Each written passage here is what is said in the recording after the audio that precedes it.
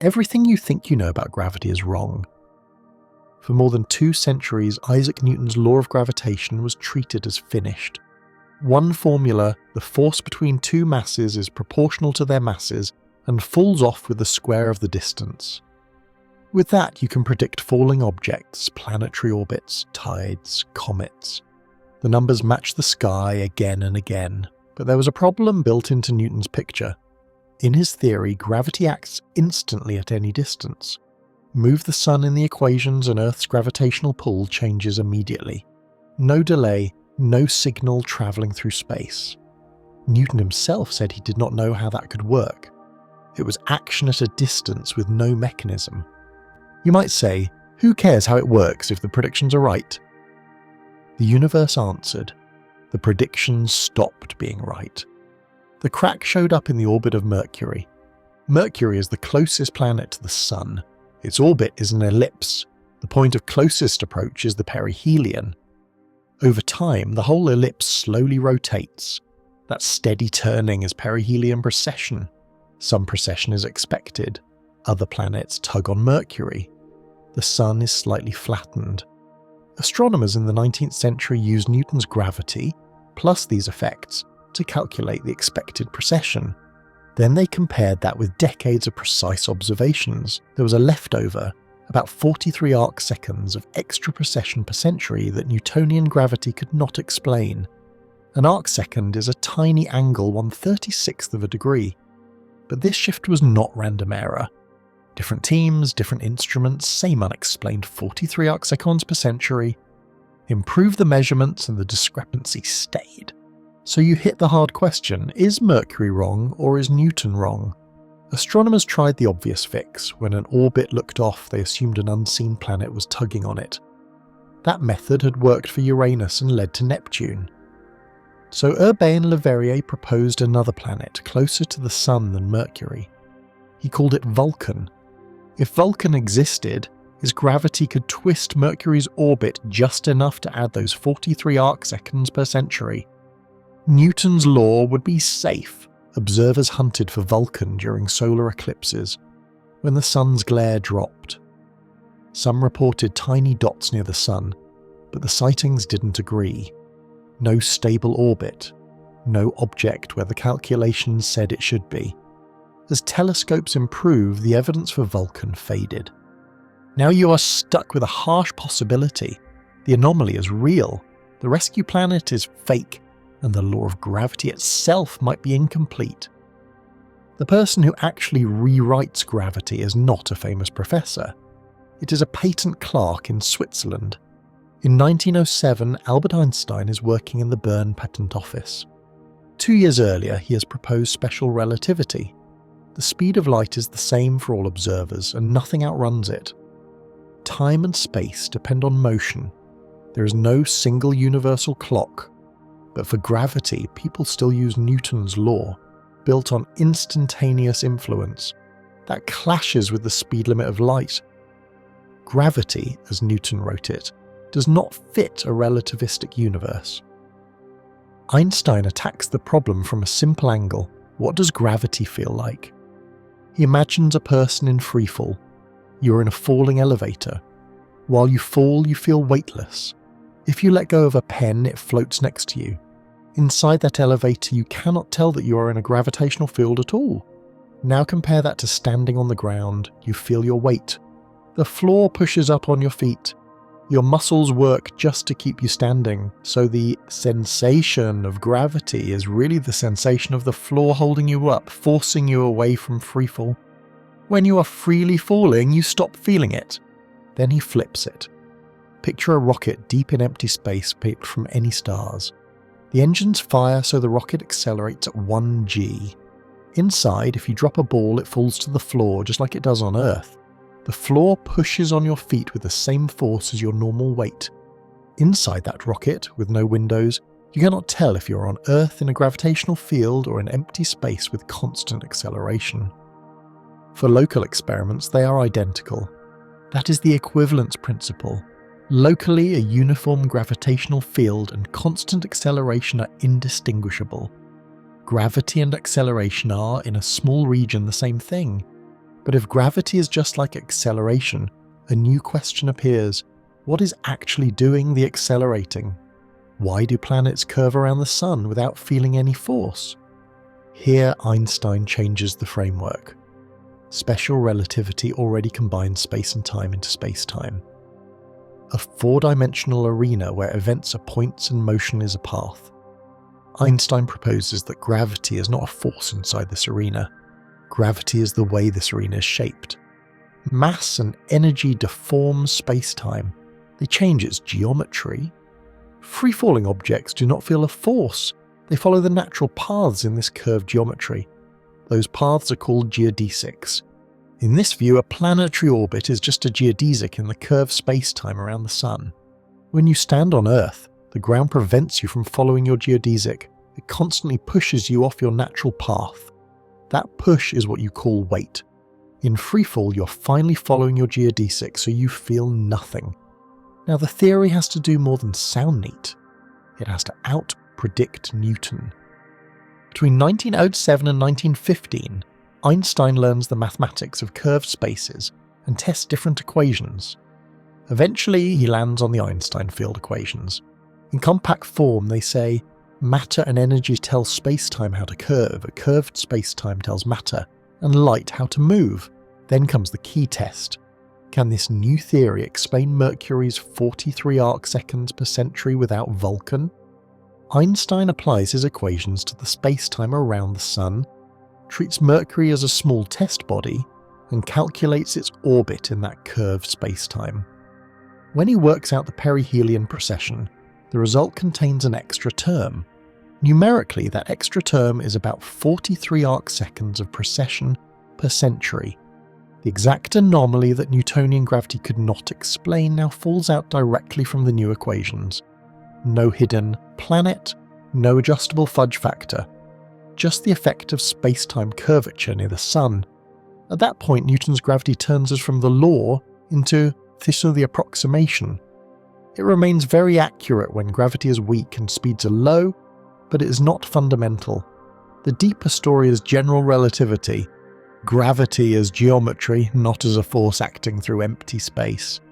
And that leads to the next hard step for you. If gravity is curvature of space-time, then you don't really live in space with time flowing separately. You live in space-time and your whole existence is a path through it. So what does it actually mean to live in space-time instead of in space and time? You have never lived a single second in space. You have only ever existed in space-time. Space by itself, time by itself, those are shortcuts for human brains, not for the universe. If you keep saying where and when as if they're separate things, you're already using the wrong map. After Einstein shook up physics with special relativity, one of his old teachers, Hermann Minkowski, pushed it further. He said, stop treating space and time as two different arenas. Take 3 dimensions of space and 1 of time and merge them into a single 4-dimensional thing, space-time. Here's the key point. In this picture, you don't just ask, how far apart are these two events and how much time passes between them separately? You combine them into one quantity called the space-time interval. That interval mixes space and time using the speed of light as the conversion factor. If two events are separated only in space with no time delay, that's one kind of interval. If they're separated only in time, that's another kind. In relativity, different observers who move differently will disagree about distances and durations. They will not agree on how long and how far, but they will all agree on the value of the space-time interval. That is the invariant thing. That's the real structure underneath the arguments about clocks and rulers. So here's the first uncomfortable conclusion. Distance and duration are not fundamental. The space-time interval is. Your everyday language is already outdated. But what do you look like inside this space-time picture? In space-time, you're not a little dot moving around, you're a line. More precisely, you're a world line. A continuous curve representing your entire history from birth to death. Every point on that curve is an event, you at a certain place at a specific time. Right now, you think of your life as a sequence of moments. In space-time, the whole sequence exists as one connected path. When you walk to the kitchen, your world line bends in the space directions. When you sit still, your world line runs mostly along the time direction. Now, add light to this picture. Light doesn't sit still. It always moves at the same speed, c, relative to any local inertial observer. In space-time diagrams, that constraint carves out a structure called a light cone. Pick any event, say you snapping your fingers right now. The future light cone is the set of all events that can be reached by signals moving at or below the speed of light starting from that snap. The past light cone is everything that could have influenced that snap with a signal no faster than light. Everything inside your past light cone could have affected you. Everything inside your future light cone can still be affected by you. Outside those cones, completely corpusally disconnected. No influence in, no influence out unless you break the speed of light rule. So there's a hard boundary to what can ever matter to you, not by opinion, but by space-time structure. That's what your causal neighbourhood really is. Now the question becomes, how do you actually measure anything in this four-dimensional setup? How do you turn space-time from a word into numbers? This is where the metric comes in. The metric is a mathematical object that tells you how to compute intervals. Given two nearby events, the metric tells you what the space-time interval between them is. You feed it changes in space coordinates and time, it spits out the squared interval. In simple flat space-time, the special relativity case, the metric is the same everywhere. It doesn't care whether you're here or on Mars. The rules for measuring intervals are identical. That's called Minkowski space-time. In general relativity, the metric does more than just sit there. It is the gravitational field. When mass and energy are present, the metric changes from place to place and from time to time. That means the rules for measuring intervals change. What counts as straight in space-time changes. The geodesics, the natural paths free-falling objects follow, depend entirely on this metric. So instead of saying there's a gravitational force pulling you, general relativity says the metric is curved in this region, so the geodesics bend, so your world line curves in space-time. The metric is not a side detail, it's the ruler of reality. So what's the difference between special relativity's flat space-time and general relativity's curved space-time in practice? Flat space-time is the good approximation when gravity is negligible. That's why special relativity dominates in particle accelerators. Inside a big collider, like the LHC, you accelerate particles to speeds extremely close to the speed of light. You measure their energies, momenta, lifetimes. The results match special relativity's predictions to insane precision.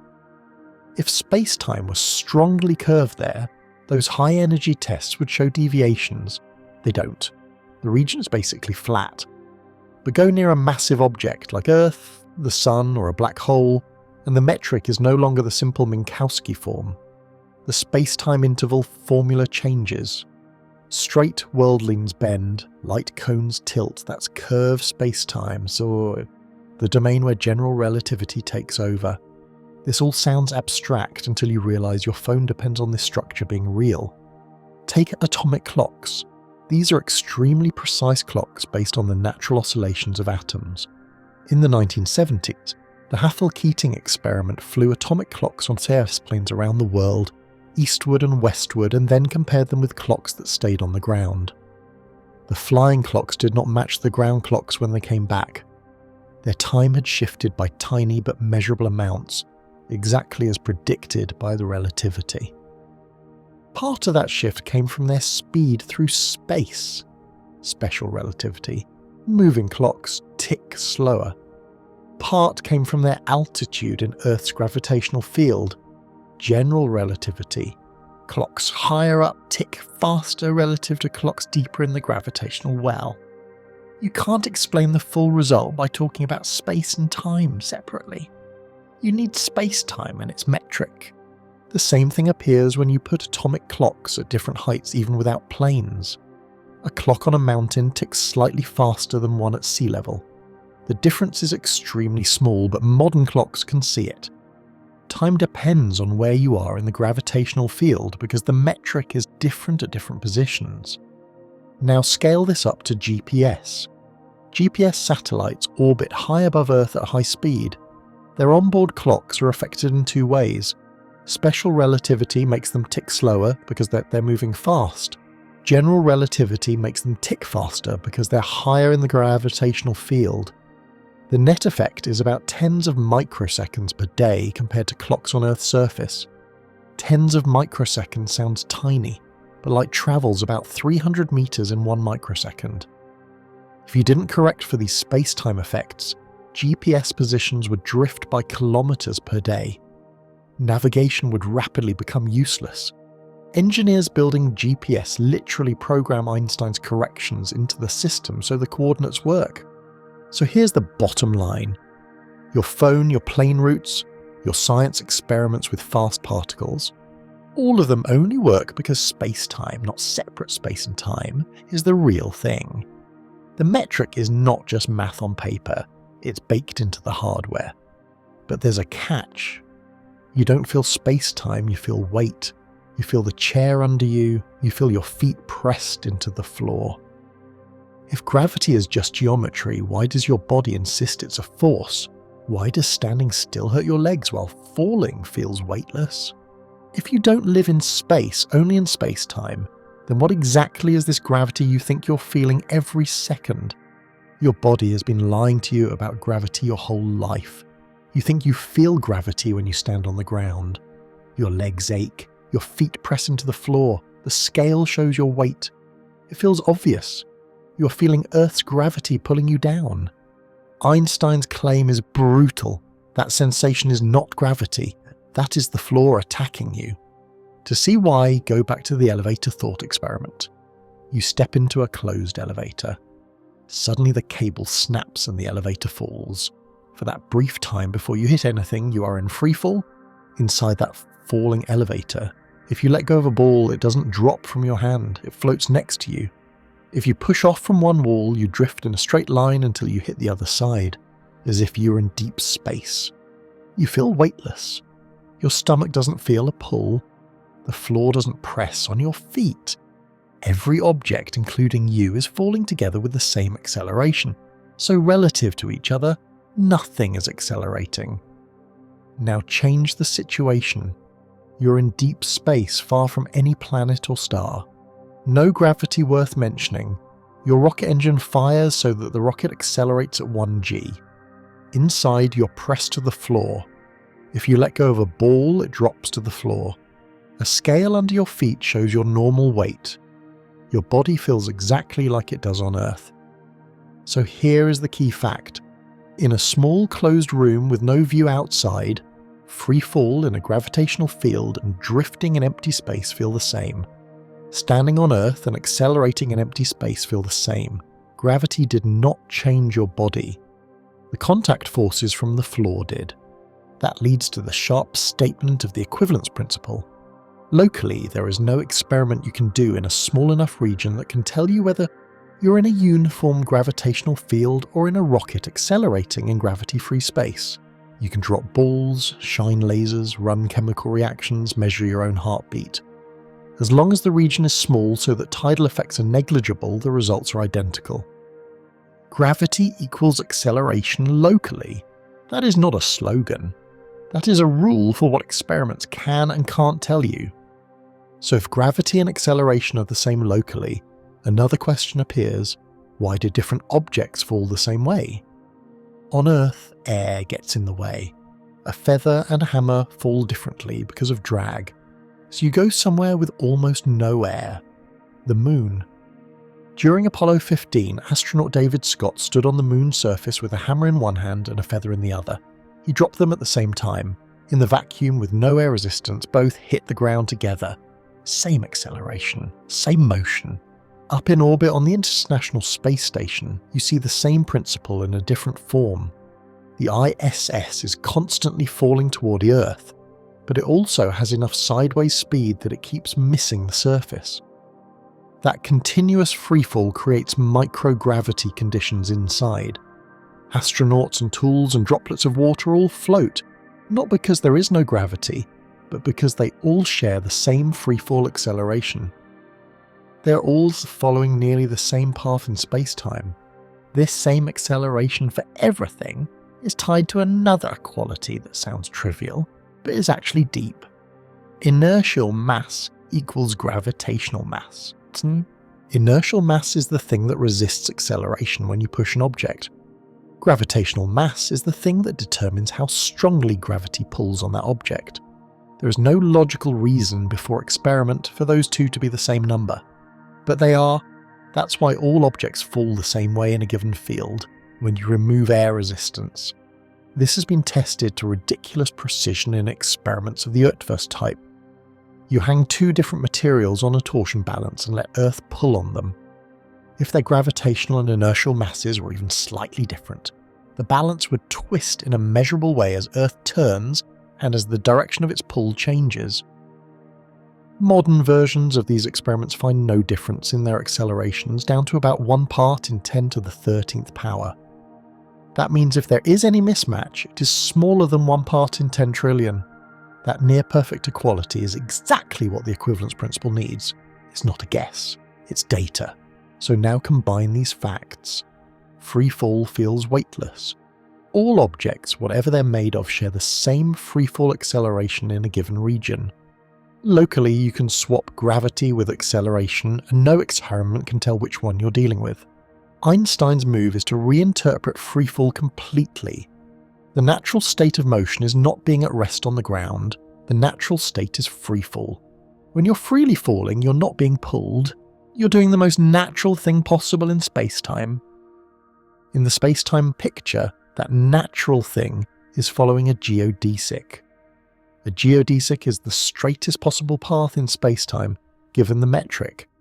In flat space-time, a geodesic is just uniform motion in a straight line.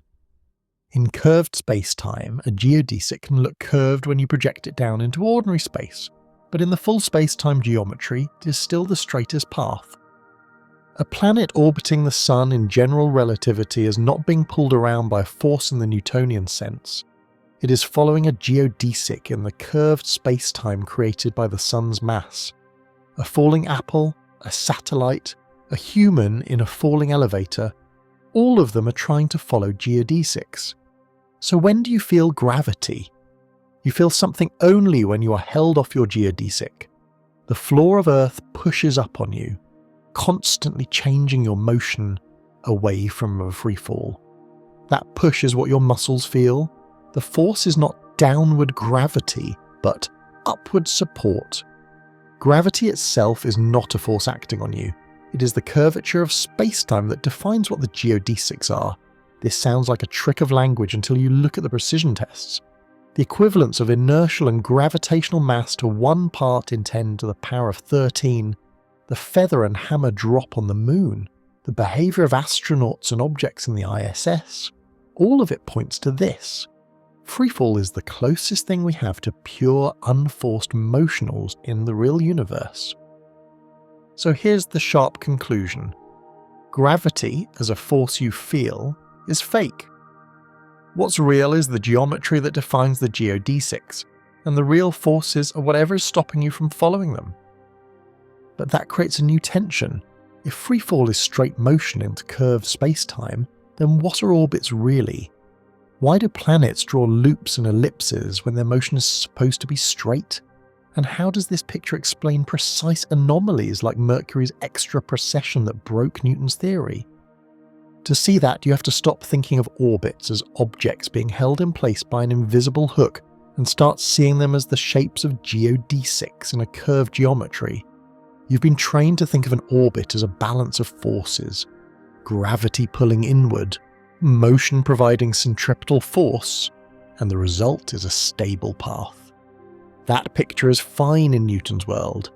In Einstein's world, it's not the core story anymore.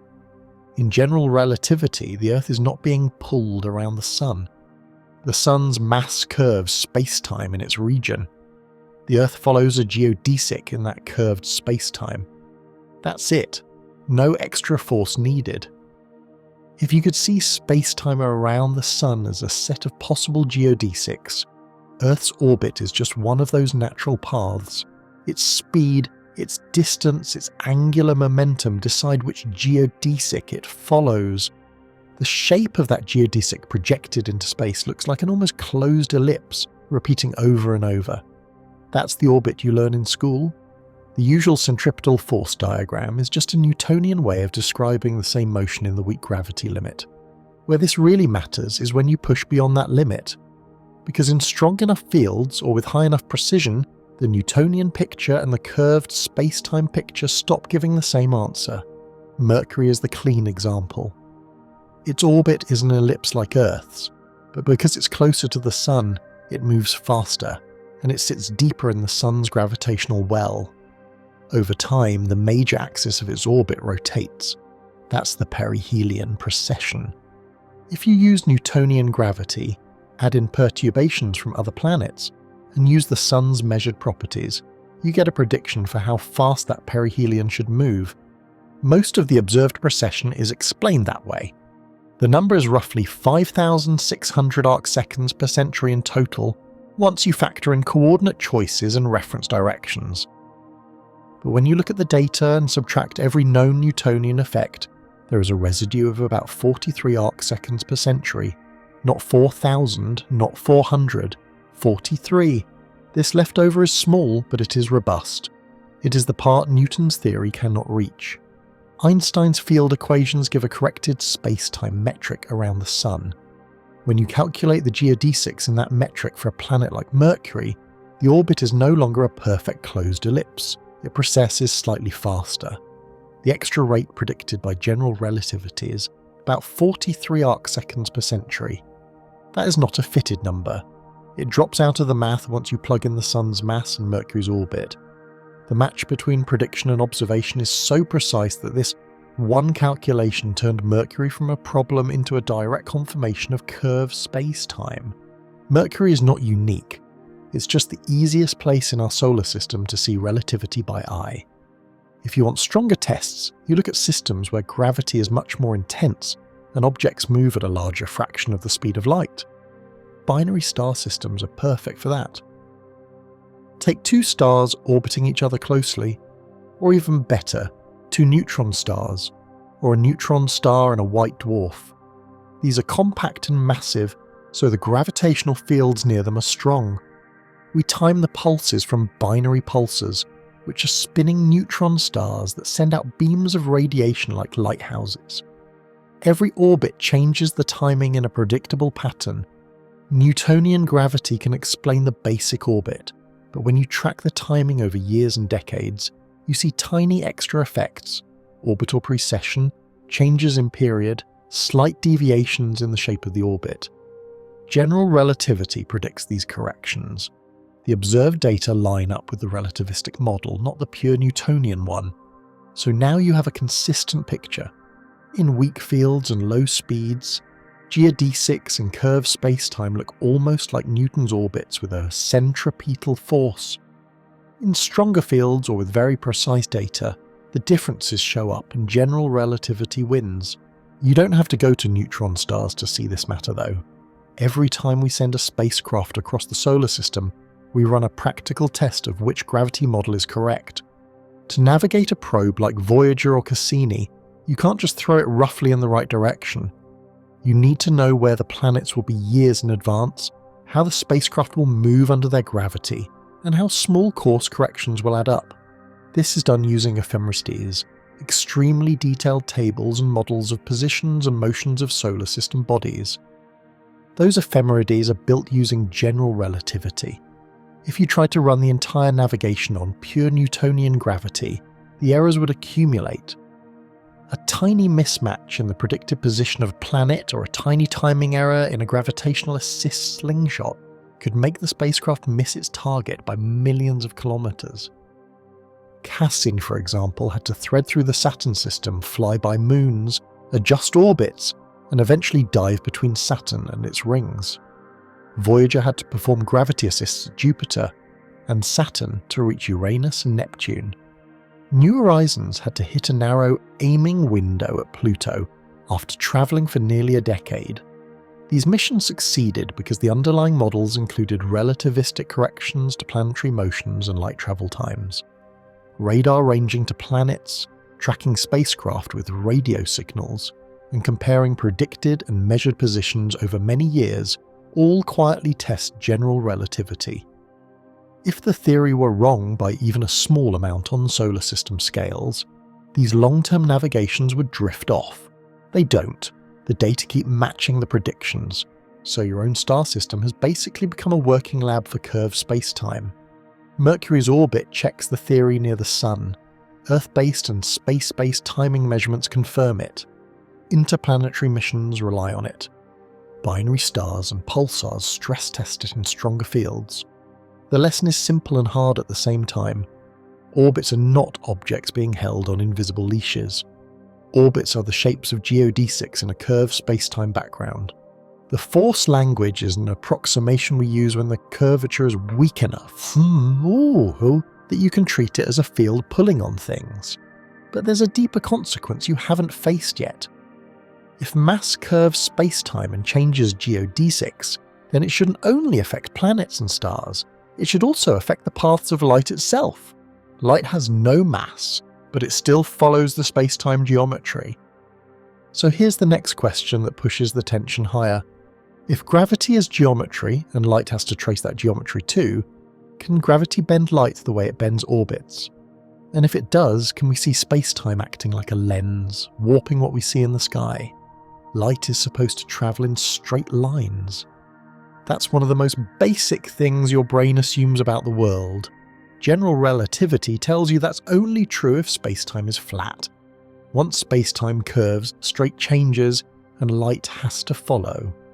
In Einstein's picture, light doesn't feel a force, it follows null geodesics, the natural paths for light in space-time.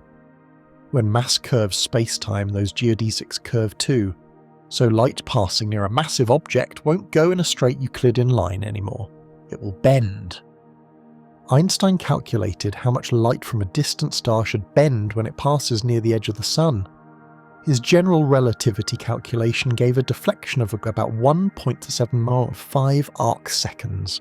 That's small, but not impossible to measure with careful observations. Here's the important detail. If you try to do the same calculation in a Newton plus a little relativity way, you get only about half that value, around 0.87 arc-seconds. So 1.75 arc-seconds is not just some bending, it is a specific number that separates full general relativity from halfway fixes. But how do you actually test this? You can't normally see stars right next to the Sun. The Sun's glare wipes them out. You wait for an eclipse. In 1919, during a total solar eclipse, Arthur Eddington and collaborators set up observations on two islands, Principe off Africa and Sobral in Brazil. During totality, the moon blocks the Sun, the sky darkens, and stars very close to the Sun's position become visible. The idea is simple and harsh. You take photographs of the star field near the eclipsed Sun. You also take photographs of the same patch of sky at a different time of year, when the Sun is nowhere near it. Then you compare the positions of the stars on the plates. If light is bent as it passes near the Sun, the apparent positions of those stars during the eclipse will be slightly shifted away from the Sun compared to their normal positions. The size of the shift tells you how much the light was bent. When the data were analysed within the uncertainties of the time, the deflection came out close to Einstein's prediction, roughly 1.75 arc-seconds. Not the Newton plus half value, the full general relativity bending. Those measurements were noisy by modern standards, but they were enough to separate no bending and a half bending and full bending. Newspapers ran with it. Overnight, Einstein went from a specialist to a global name. The idea that mass could bend light and that you could see that during an eclipse was a clean proof point that space-time curvature was real. Once you accept that gravity bends light, you realise the Sun is just the weak example. What happens if you scale up the mass? Take an entire galaxy, or better, a massive cluster of galaxies. Those are huge piles of mass and dark matter. Light from even more distant background galaxies passing through that region has to follow curved geodesics, so its path gets bent by larger angles. On images from big telescopes, you literally see this. Background galaxies near a massive cluster appear stretched into arcs, duplicated into multiple images, or arranged in ring-like shapes called Einstein rings when the alignment is just right.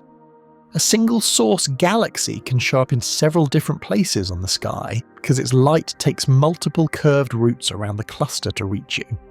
That's gravitational lensing. The cluster is acting like a lens, but not because it's made of glass.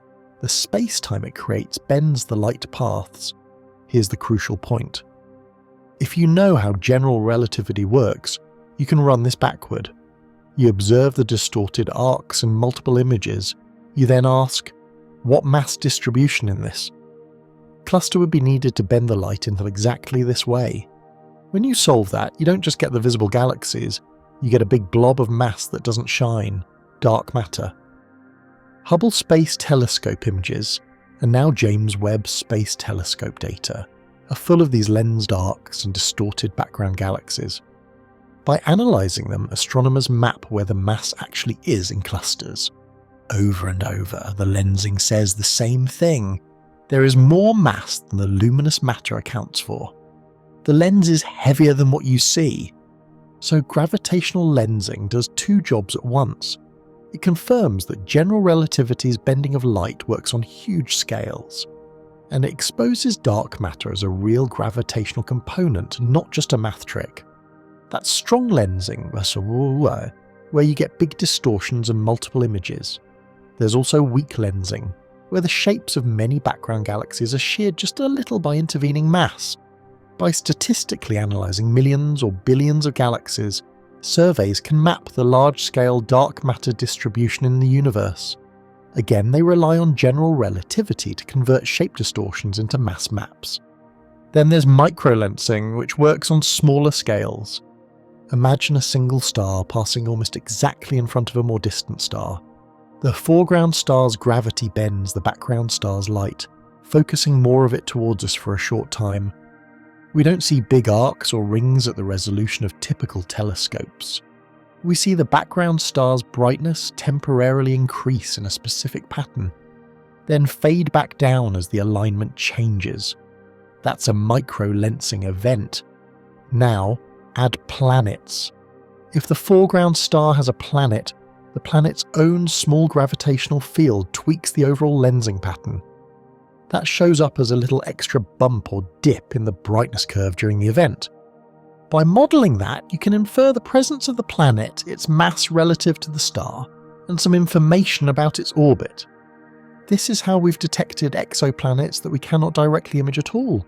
We know they are there because their gravity briefly altered the way their host star bent background light. The planet never emits any light that we see. It just modifies space-time enough to leave a fingerprint in the brightness data. So from a solar eclipse in 1919 to galaxy clusters acting as cosmic lenses to individual stars betraying their planets, light bending is not a side prediction.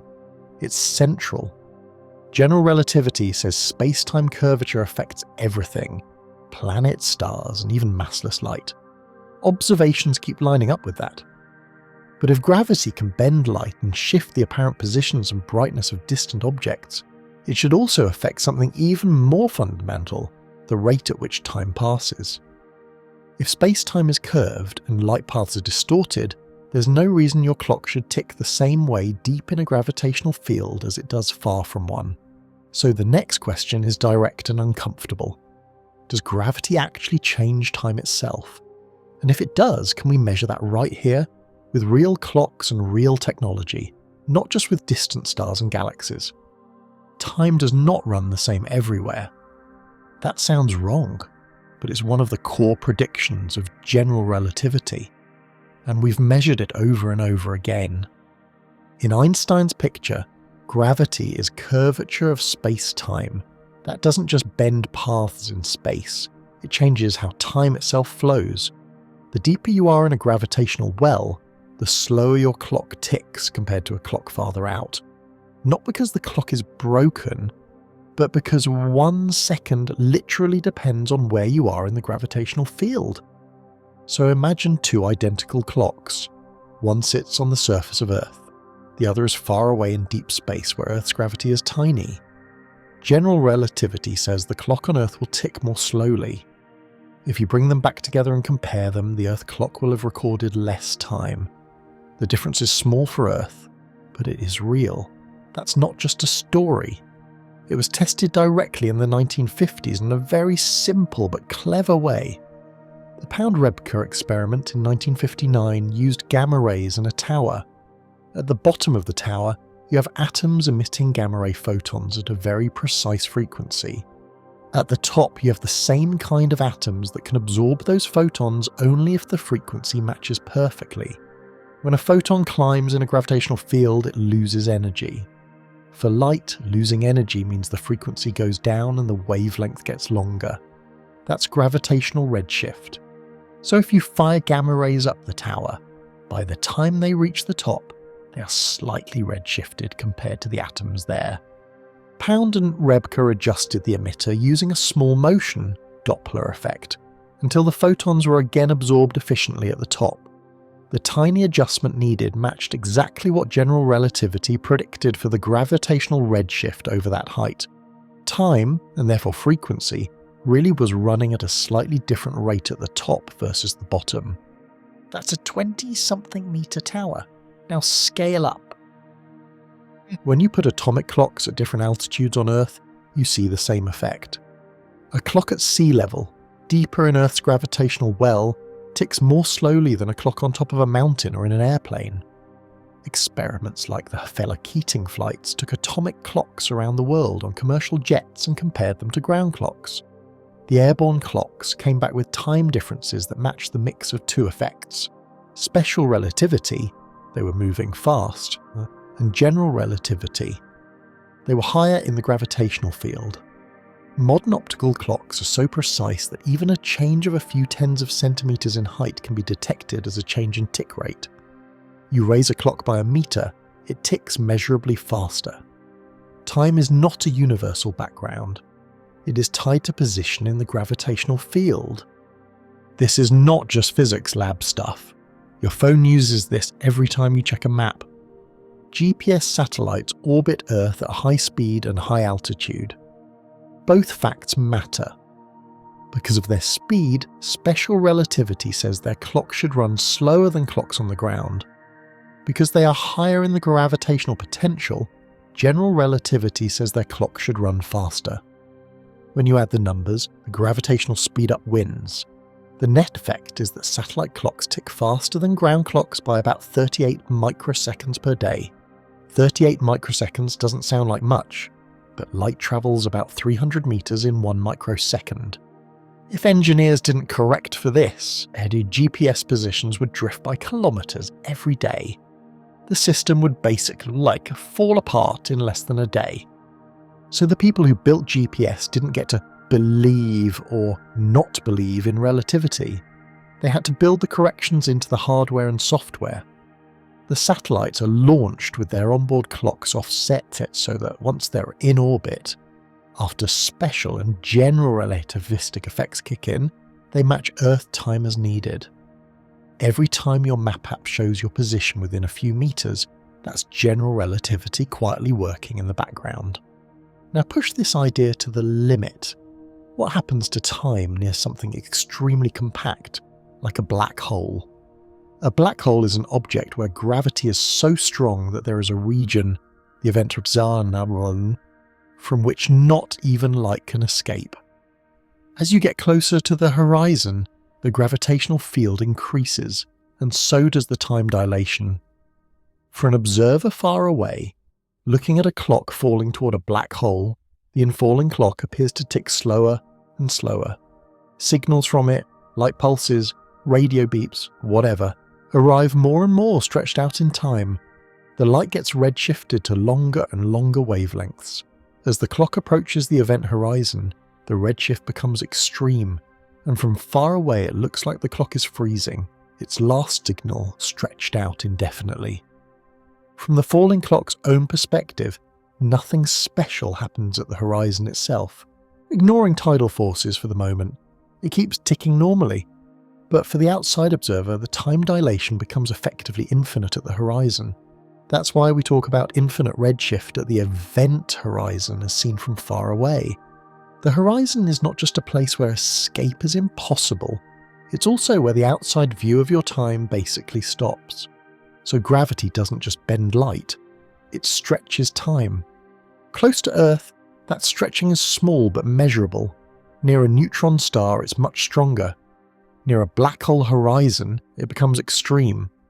All of this is one continuous soul story. Space-time is curved, and the metric tells you both how paths bend and how clocks run. You are not in one universal time. You're in a field where time itself speeds up and slows down based on gravity. And here's the next step you can't dodge.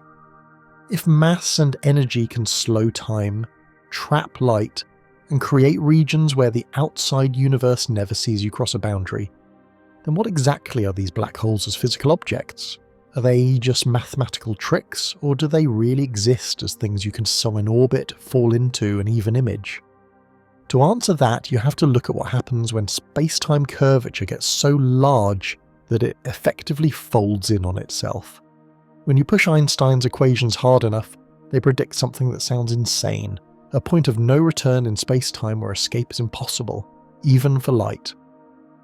Right after Einstein published general relativity, Karl Schwarzschild solved the equations for the simplest possible case: a single non-rotating spherical mass sitting in otherwise empty space. From that, he found a specific radius, now called the Schwarzschild radius. R equals 2gm over c squared. G here is Newton's gravitational constant. M is the mass. C is the speed of light. If all the mass is inside a sphere smaller than this radius, space-time becomes so curved that all future paths inside that surface lead inward. No future directed path leads back out. That surface is what we call the event horizon.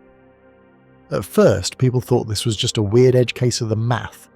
Maybe nature wouldn't actually make objects like that. But massive stars exist, they burn fuel, and this eventually run out. When a heavy enough star collapses under its own gravity, no known pressure can stop the inward fall if the mass is above a certain limit. General relativity says, you get a black hole.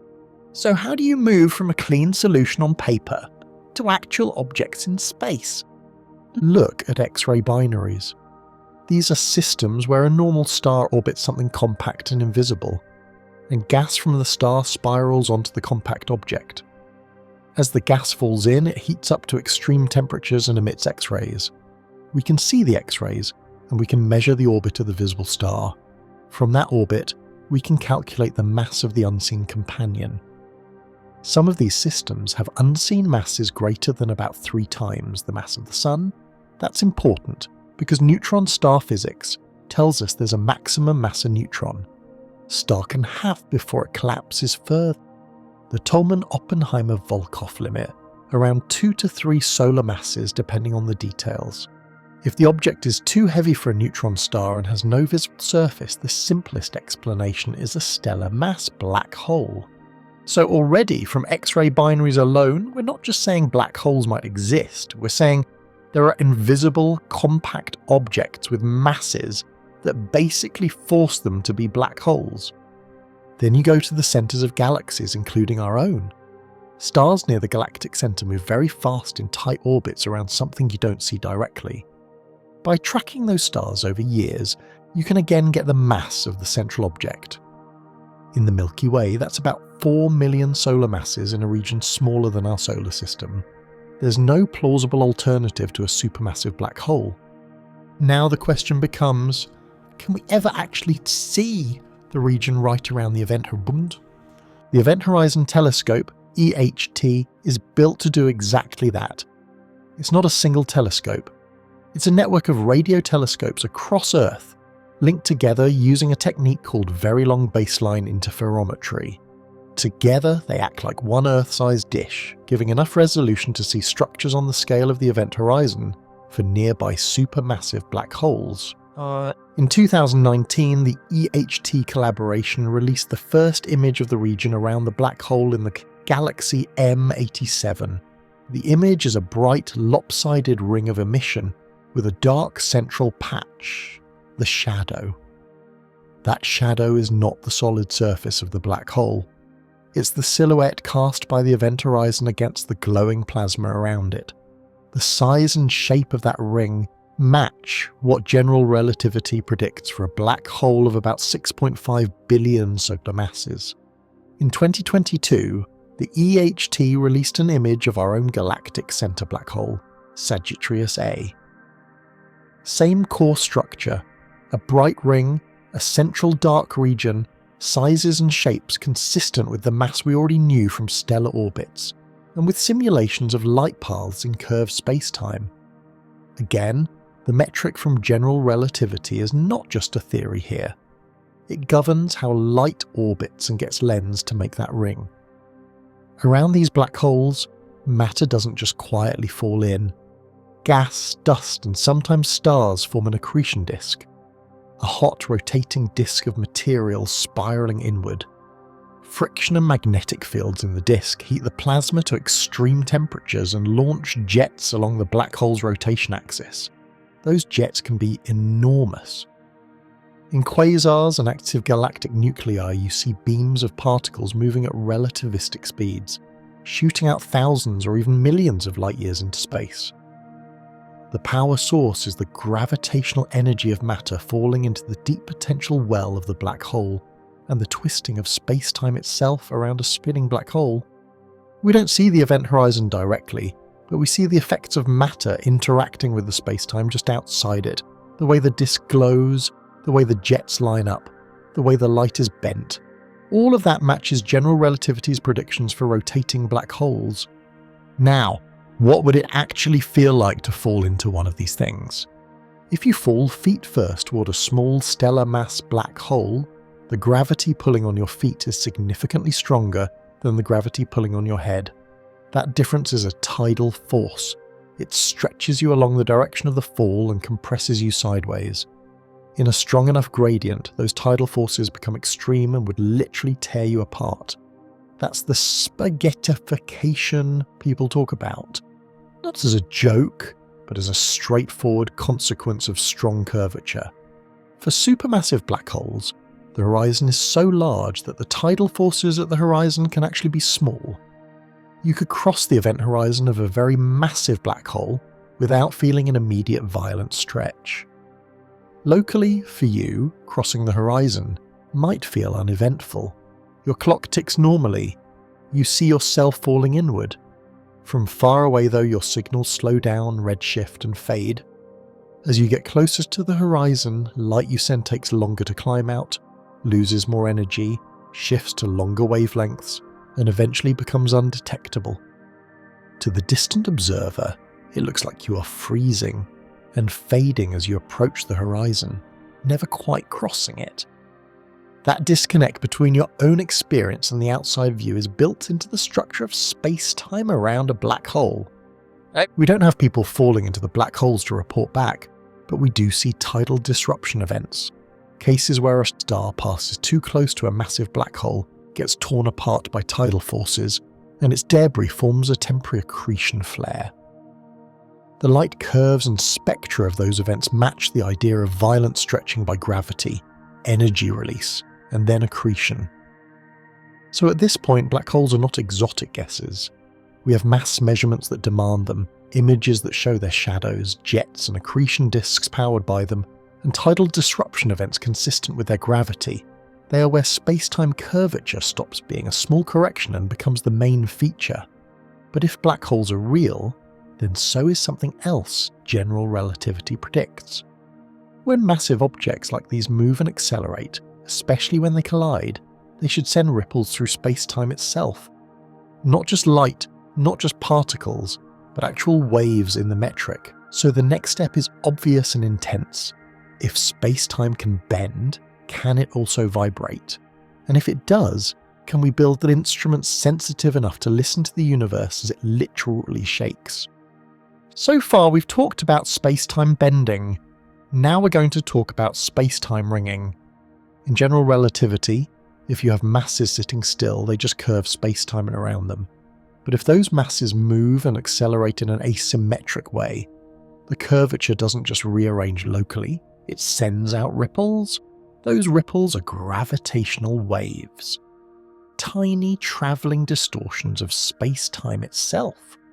Think of two massive objects orbiting each other, say two neutron stars or two black holes. They're not sitting still. Their mass distribution is changing in time. In GR, that changing quadrupole moment radiates energy away as gravitational waves. As they lose energy, they spiral closer, orbit faster, and eventually merge.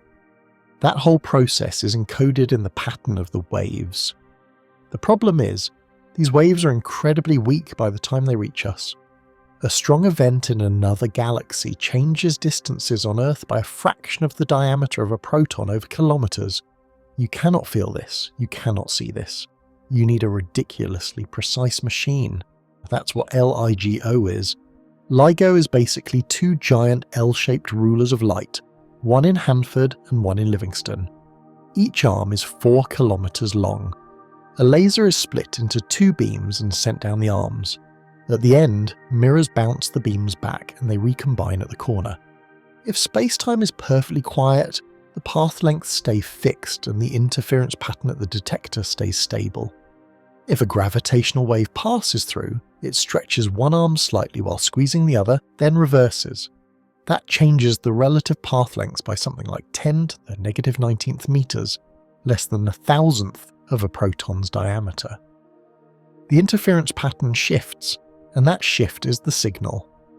You surround this with vacuum systems, seismic isolation, crazy control systems to keep mirrors aligned, and you still fight noise from everything: ground vibrations, thermal motion, even quantum fluctuations of light.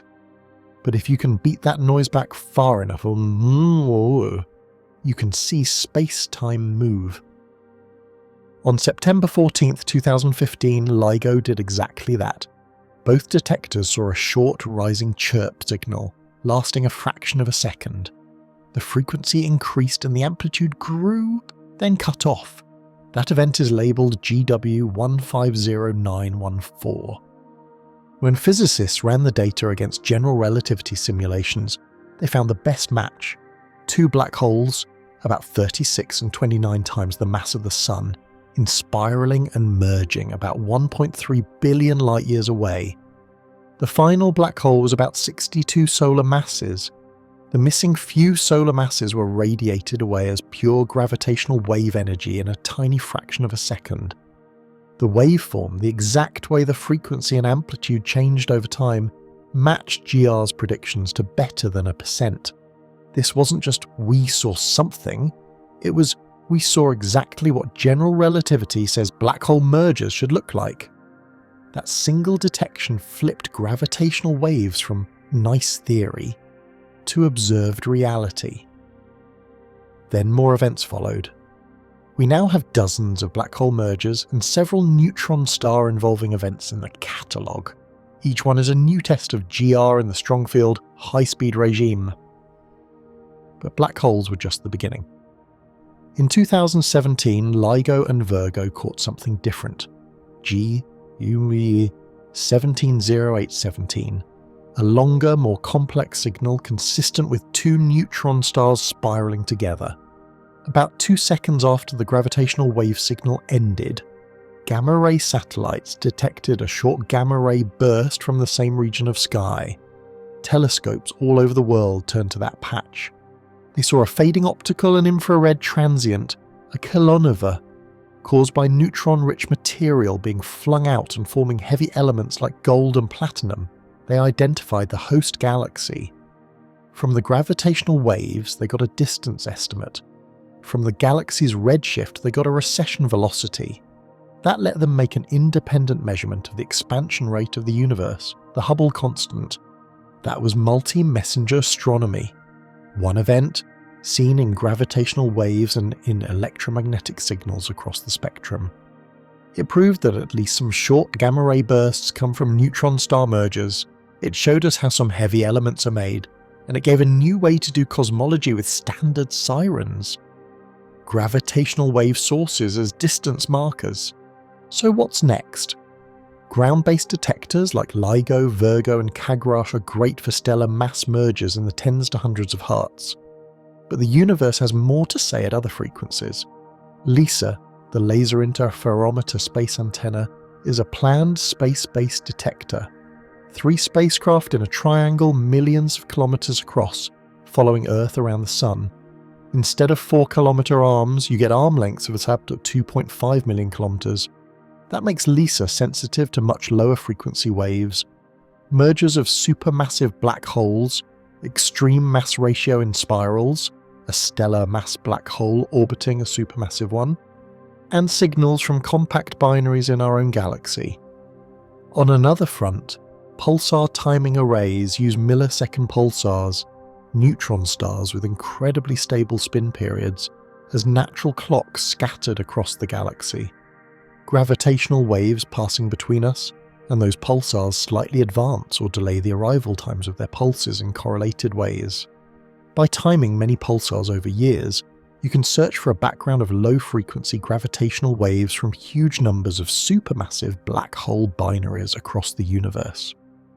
Recently, collaborations like Nanograv and others have reported evidence for a stochastic gravitational wave background in their timing data, a kind of gravitational hum likely coming from populations of supermassive binaries. If that holds up and gets sharper, it's another layer of confirmation that space-time is constantly being stirred on the largest scales. So now we have direct detections of transient waves from black hole and neutron star mergers, multi-messenger events tying those waves to light and heavy element production, emerging evidence of a background from giant black hole binaries, plans for space detectors that will open up entirely new frequency bands. All of that started from Einstein scribbling down equations a century ago, predicting that accelerating masses would radiate waves in space-time. Today, we don't just say they should, we have graphs of the chirps, catalogues of events, sky maps, and future missions built on the assumption that general relativity's description of those waves is right. But notice a pattern. Every time we have pushed GR, it has survived.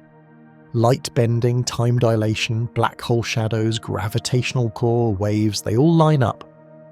If that's true for local systems, what happens when we apply the same equations to everything, to the entire universe itself? That's where general relativity stops being just a theory of planets and stars and turns into a theory of the expanding universe, and forces us to confront dark energy, the fate of cosmic expansion, and whether Einstein's biggest blunder was actually a preview of what's really driving the cosmos. Einstein's own equations told him the universe should not sit still. He didn't like that, so he tried to fix his own theory. When he first applied general relativity to the whole universe, he assumed matter was spread out more or less uniformly. Under that assumption, his equations naturally gave dynamic solutions. The universe either expands or contracts. There was no stable, just sitting there solution. At the time, most people believed the universe was static and eternal on large scales. Einstein shared that bias. So instead of accepting what his equations were saying, he added an extra term to them, the cosmological constant, usually written LA. Lambda acts like a kind of uniform energy density built into space itself. It exerts a repulsive gravitational effect that can balance the attractive pull of matter. With the right choice of lambda, Einstein could force a static solution. Gravity pulls in, lambda pushes out, and the universe sits there. Then the observations came. In the 1920s, Edwin Hubble and others measured distances to nearby galaxies using standard candles like Cepheid variable stars. They also measured their redshifts, how much the wavelengths of their light were stretched. The result was not static. The farther away a galaxy was, the more its light was redshifted. Interpreted in general relativity, that means the galaxy is receding from us, and the recessional speed is roughly proportional to distance. That linear relation is Hubble's law, v equals h0d. Here, v is the recessional velocity, d is distance, and h0 is the Hubble constant, the present-day expansion rate of the universe. The key point is not the exact number, the key point is that the universe is expanding at all. Space itself is stretching, and general relativity handles that naturally when you don't force it to be static. When Einstein saw this, he reportedly called the introduction of the cosmological constant his biggest blunder. Because if he had trusted his original equations, he could have predicted cosmic expansion before the data. Instead, he patched them to match the prejudice of a static universe. Once you accept expansion, you move to the next step. What do the equations actually say about an expanding universe filled with matter and radiation? Alexander Friedmann and Georges Lemaitre independently solved Einstein's field equations for a homogeneous and isotropic universe. The result is a family of solutions characterized by a scale factor, A of t, which tells you how the size of the universe changes with time. Distances between comoving points grow or shrink in proportion to A of t. The dynamics of a t are set by the Friedmann equations. They relate the expansion rate to the energy content, matter, radiation, curvature, and possibly a cosmological constant or something like it. Depending on the balance, you can have universes that expand forever, recollapse, slow down, or even accelerate.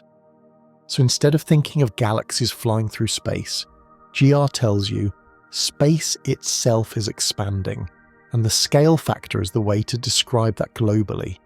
Hubble's law is just the local small redshift approximation of this global behaviour.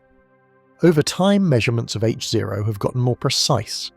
Using type A supernovae, which are standardizable candles, and other distance ladders, you get one range of values.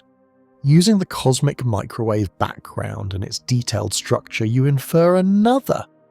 The fact that these don't perfectly agree is the Hubble tension people are still arguing about. But both methods agree on the main point.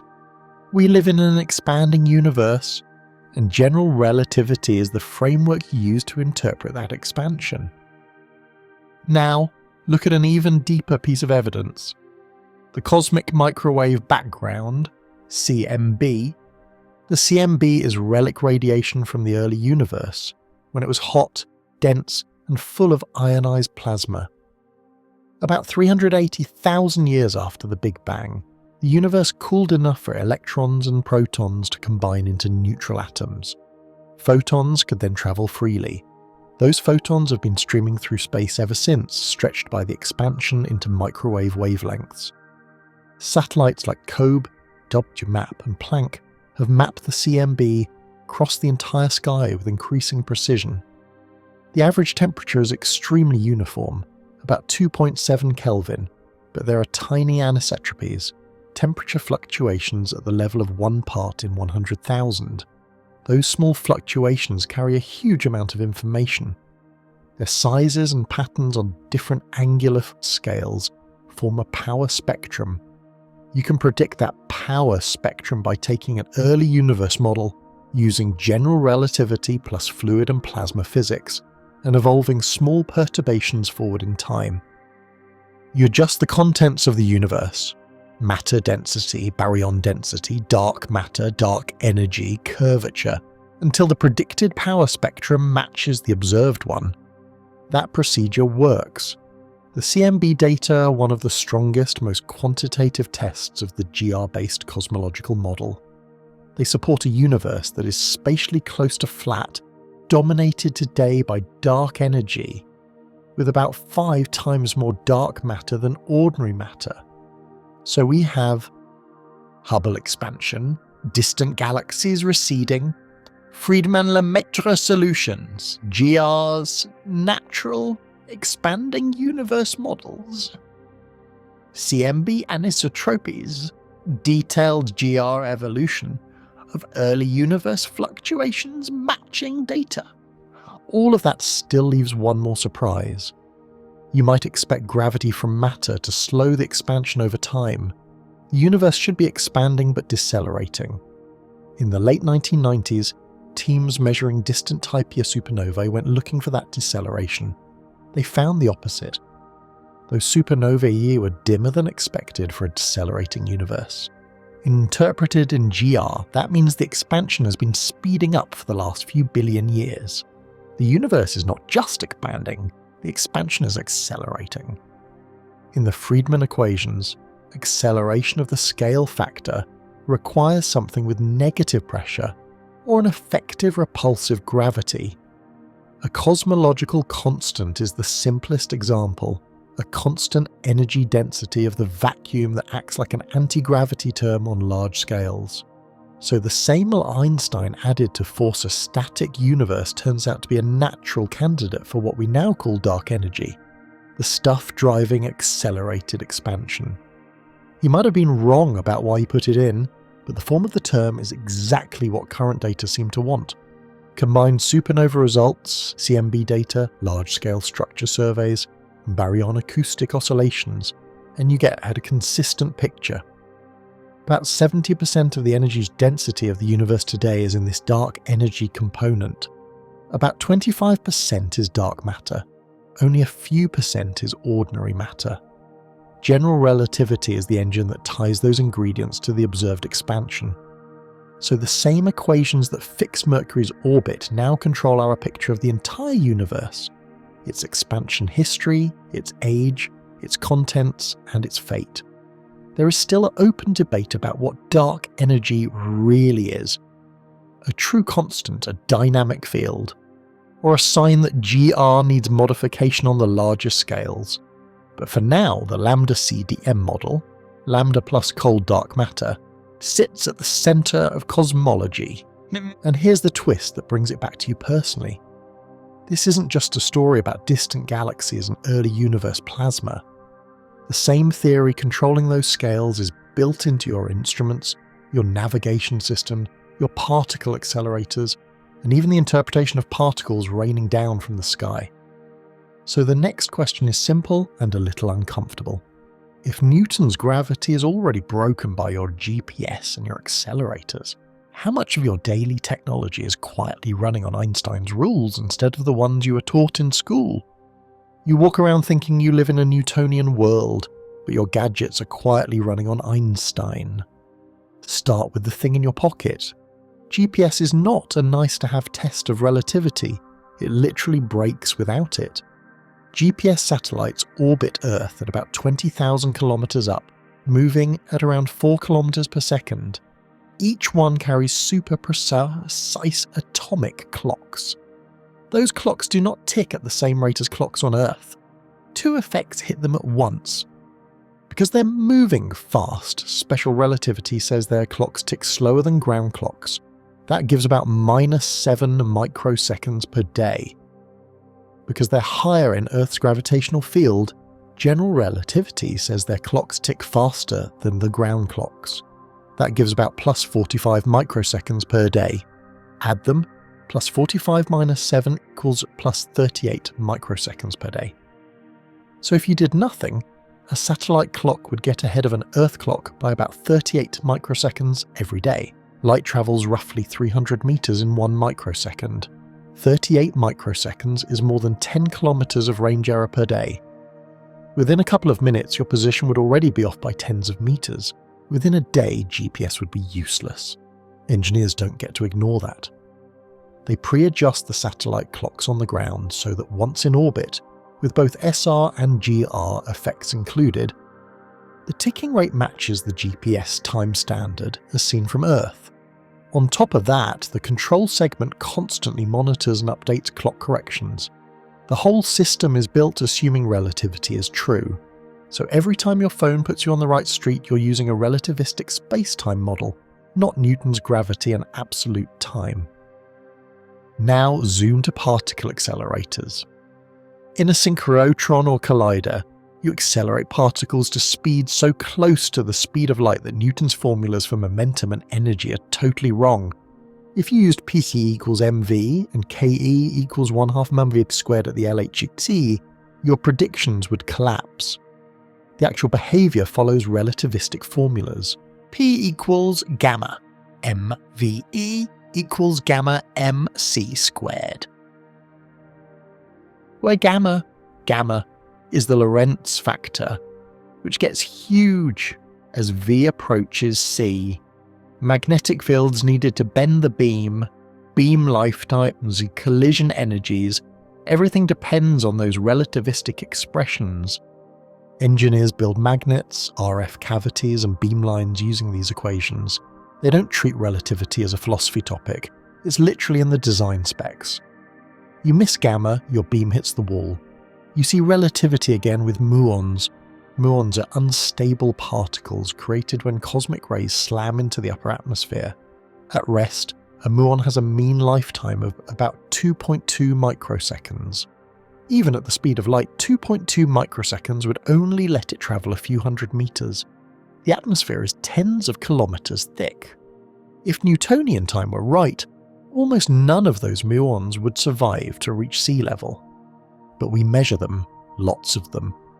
Detectors on the ground see muon fluxes that only make sense if the muon's internal clocks are running slow relative to us. In their own frame, they still live approximately 2.2 microseconds.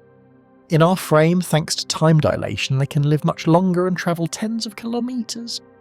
We've repeated this in the lab with muons stored in rings. Their decay curves match the time-dilated lifetimes predicted by special relativity, not Newtonian expectations. This is not subtle, it's orders of magnitude difference. Now look at how we use Earth itself as part of a giant telescope. Very long baseline interferometry, VLBI, links radio dishes across continents to act like one enormous telescope. Each antenna records signals from a distant quasar or other radio source along with ultra-precise timestamps from atomic clocks. To combine the data correctly, you need to know the relative timing of signals to nanosecond precision. But the Earth is rotating, the antennas are at different altitudes, and the gravitational potential is not uniform. On top of that, radio waves skimming past massive bodies like the Sun experience Shapiro delay, a general relativistic extra time delay because space-time is curved. If you ignored these relativistic effects, the phases of the radio waves wouldn't line up. The interference patterns that VLBI needs would blur out. Your Earth-sized telescope would lose its resolving power. So VLBI software includes corrections for special relativity, motions of the antennas due to Earth's rotation and orbital motion, general relativity, gravitational time dilation from Earth's potential, and the extra delays caused when signals propagate near massive bodies. Those corrections are baked into geodesy, Earth rotation measurements, and imaging of distant radio sources. Again, engineers and astronomers are not treating GR as an optional overlay. It's part of the timing model they must use. Put this together: navigation satellites, corrected by SR plus GR to keep your maps working. Particle accelerators, designed using relativistic mechanics, not Newtonian. Cosmic and lab muons, surviving and decaying in ways only time dilation can explain.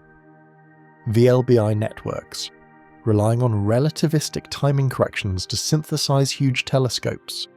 You live in a world where people engineer around space-time. They don't just calculate around it.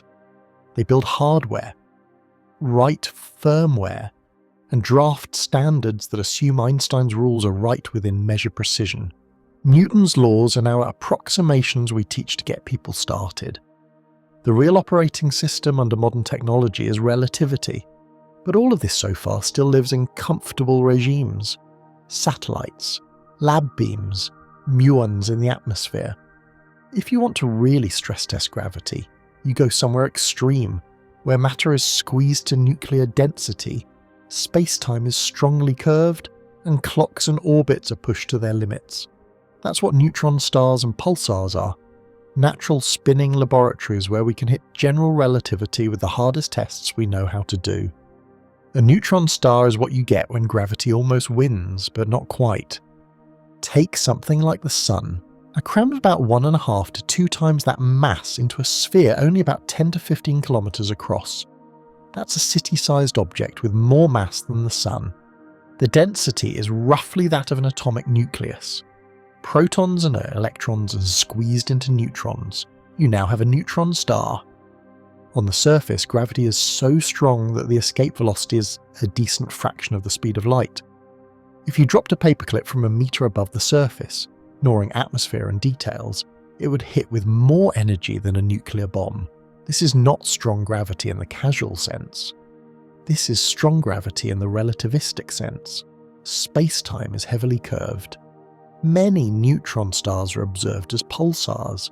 They spin rapidly, sometimes hundreds of times per second, and have intense magnetic fields. Beams of radio waves or X-rays sweep across space like a lighthouse beam. Every time the beam points at Earth, we detect a pulse. Those pulses are incredibly regular. Some pulsars are more stable than atomic clocks over short timescales. So now imagine putting 2 of these objects in orbit around each other. That's a binary pulsar. One of the cleanest labs we have for testing general relativity. The Hulse-Taylor binary pulsar, PSRB 1913+16, is the classic example. It's a system of 2 neutron stars orbiting each other in about 7.75 hours. One of them is a pulsar.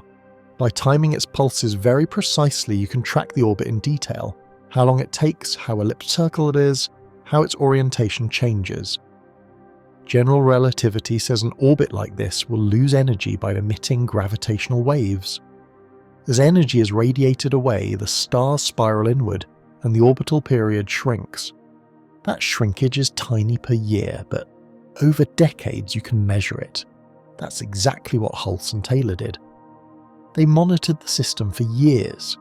The orbital period was decreasing at a rate that matched GR's prediction for gravitational wave energy loss to better than 1%. No extra fudge factors, no ad hoc terms, just the standard GR formula for quadrupole radiation. This was indirect evidence for gravitational waves long before LIGO saw them directly. The orbit itself was telling you, I'm leaking energy exactly the way Einstein said I should. Neutron star systems also let you test another GR effect, Shapiro delay. When light or radio waves pass near a massive object, their travel time is longer than it would be in flat space-time.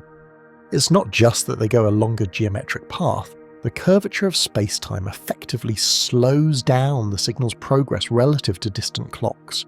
That extra time is the Shapiro delay. In a binary system where one object is a pulsar and there's another massive companion, you can measure this. When the pulsar is on the far side of its companion relative to us, its pulses have to pass closer to the companion's gravitational field. They arrive slightly late compared to when the pulsar is on the near side. The size and shape of that delay as a function of orbital phase match GR's predictions. We've even used radar echoes bounced off planets and spacecraft signals passing near the Sun to measure Shapiro delay in the solar system. The logic is the same. You send a signal, it grazes a massive body, and comes back later than it would in a Newtonian model. The numbers line up with general relativity, not with any theory that ignores how gravity alters time and light paths. Neutron stars push this to extremes because their compactness makes their gravitational fields much stronger than planets or normal stars. That lets us probe GR and matter physics at the same time. Think about what's inside a neutron star. The densities are above nuclear density in the core. We don't fully know the equation of state, the relationship between pressure, density and temperature, for matter under those conditions. Different models of dense matter predict different mass-radius relations for neutron stars. Some give bigger radii for a given mass, others give more compact stars. This is where X-ray timing missions like NICA come in.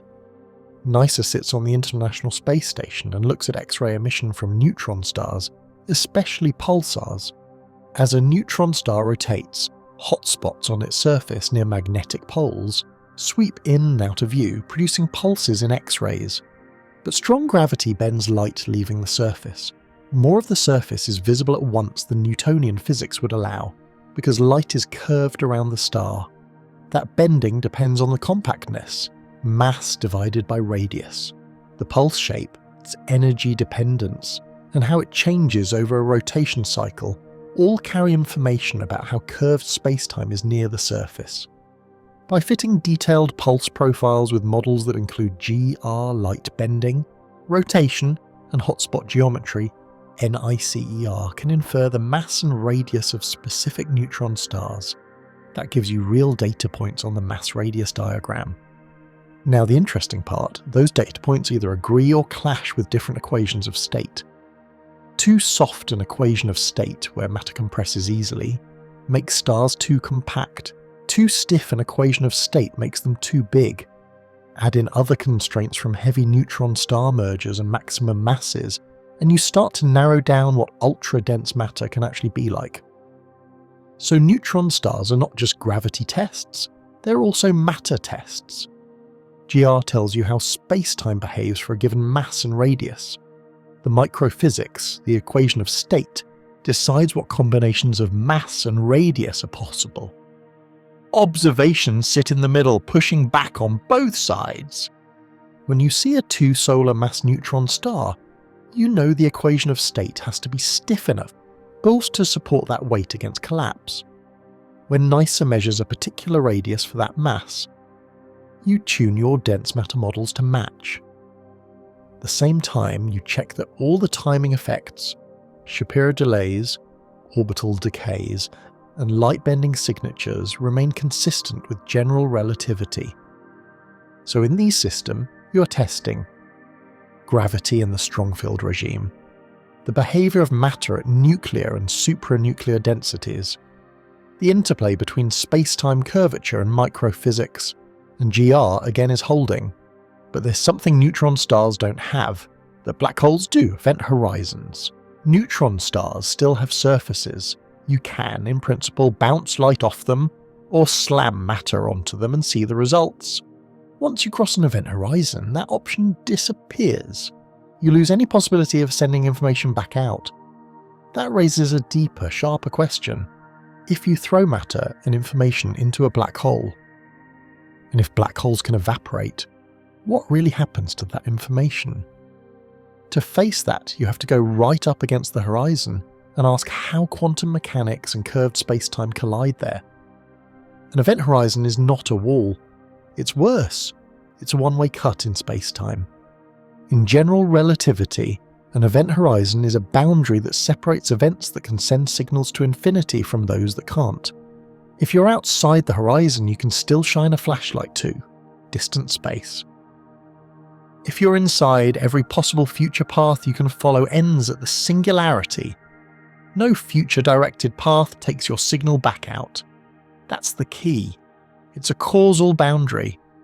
For a simple non-rotating black hole, the event horizon is at the Schwarzschild radius, r equals 2gm over c squared. Cross that radius going inward, and all future light cones tip so far inward set away from the singularity is no longer an option. From outside, nothing that crosses the horizon ever sends a message back. So practically you can say, what crosses the horizon stays there as far as the outside universe is concerned. You can dump matter, radiation, information in. You never see it come out again. Classically, in plain GR, that's the end of the story. Then quantum mechanics shows up and ruins the clean picture. Hawking asked a very specific question in the 1970s. What happens to quantum fields near the event horizon of a black hole? Even in empty space, quantum fields have fluctuations. Particle-antiparticle pairs pop in and out of existence. In curved space-time, and especially near a horizon, the notion of vacuum depends on who is observing. When you do the calculation carefully, you find that a black hole is not perfectly black. To an observer far away, it emits radiation with a thermal spectrum. That's Hawking radiation. The black hole has a temperature. T is proportional to 1 over m. So a smaller black hole is hotter, and a bigger one is colder. For stellar mass black holes and up, this temperature is tiny, way below the cosmic microwave background. The effect is negligible for astrophysical black holes. But in principle, a black hole can lose mass by emitting Hawking radiation. Over an absurdly long timescale, it can evaporate. This is where the information headache starts. Imagine you form a black hole from a pure quantum state, a very detailed, specific arrangement of matter and fields. In standard quantum mechanics, time evolution is unitary. Pure states stay pure. Information about the initial state is preserved in principle, even if scrambled. But Hawking's calculation says the radiation emitted is thermal. It depends only on the black hole's macroscopic properties, mass, charge, spin, not on the detailed information about what fell in. Thermal radiation is mixed, not pure. Put simply, many different initial states give the same thermal output. If the black hole fully evaporates into featureless thermal radiation, it looks as if information has been destroyed. That violates unitarity. That's the black hole information paradox. General? Relativity plus quantum field theory and curved spacetime seem to imply information loss. Quantum mechanics says that should never happen, so something in this setup has to give. Either our semi-classical calculation near the horizon is missing key quantum gravity effects. Our understanding of unitarity or quantum mechanics at this scale is incomplete. Or our picture of horizons and what they are is wrong in some subtle way. A few broad ideas have been proposed. Black hole complementarity says, different observers don't get a single shared description. From the outside, you can treat the horizon as a surface that absorbs, scrambles, and re-emits information in a way that preserves unitarity. From the infalling observer's point of view, you cross the horizon smoothly and don't notice anything special at that location. Both descriptions are valid, but no one observer sees a contradiction because no one has access to both perspectives. Firewall ideas push back on that. They argue that to preserve unitarity and avoid cloning information, the horizon cannot be a smooth, boring region for an infalling observer. Instead, there would be a firewall of high-energy quanta right at or near the horizon. Falling in, you'd be destroyed at the horizon, not later near the singularity. That breaks the no-drama expectation from classical GR but tries to save quantum mechanics. Fuzzball proposals, coming from string theory, say a black hole is not an empty region with a smooth horizon and a singularity inside. Instead, the entire region is filled with a complicated, stringy configuration of matter and fields, a fuzzball. Different microstates correspond to different fuzzball configurations. There is no sharp classical horizon. The information is stored in the structure itself. From far away, it looks like a black hole with certain mass and spin. Up close, it's a mess of microstructure that could, in principle, encode all the information. All of these are attempts to answer the same basic tension. GR says, smooth horizon, classical geometry, information disappears effectively. Quantum mechanics says no, the information must be preserved somehow. None of these ideas is confirmed. They are hypotheses trying to bridge general relativity and quantum theory. The natural question is, can we test any of this? Or are we stuck arguing on paper? People are trying to make it testable in a few ways. One idea is quantum hair. In classical GR, a black hole is described by just mass, charge and spin. That's the no-hair statement. Quantum hair would mean subtle deviations in the external field that encode information about the internal state. Detecting any consistent state dependent. Deviation from the no-hair predictions, for example, in the detailed multipole moments of the gravitational field, would hint at extra structure beyond pure GR. Another direction is looking for echoes in gravitational wave signals from mergers. When two black holes merge, GR predicts a ring-down phase. The new black hole vibrates in specific modes and then settles down, radiating gravitational waves with clean, damped oscillations. If the horizon is modified by quantum effects, say replaced by some reflective or partially reflective structure, waves might bounce between that structure and the potential barrier outside, creating late-time, echoes in the signal. People have searched for such echoes in LIGO/Virgo data. So far, nothing conclusive, but this search continues. There's also the possibility of seeing deviations in horizon-scale images. The Event Horizon Telescope images of M87 and SGR-A match GR pretty well, but future, sharper images might detect small departures from the predicted shadow size or shape or small asymmetries that can't be explained by classical effects. That could hint at quantum modifications near the horizon. Finally, there are theoretical constraints coming from holography and the ADS/CFT correspondence, where certain gravitational systems are dual to quantum field theories without gravity. In those setups, unitarity is guaranteed on the field theory side, so the gravity side must somehow encode information in a way consistent with that. That doesn't give direct observational signals yet, but it shapes what models people consider physically acceptable. Right now, the information paradox is a red warning light. General relativity works incredibly well in all regimes we can test, but when you combine it with the quantum theory at a horizon, something breaks. We know the two big theories are not the final word together, so black holes are doing something important here. They're not just exotic endpoints of stars, they're active probes of the clash between our best theory of gravity and our best theory of the quantum world. The obvious next step is to admit this openly. General relativity is not complete. We know where it fails, at singularities, at the Planck scale, and in these paradoxes. That pushes us toward the idea of quantum gravity, new physics where space-time itself may have discrete structure or extra dimensions.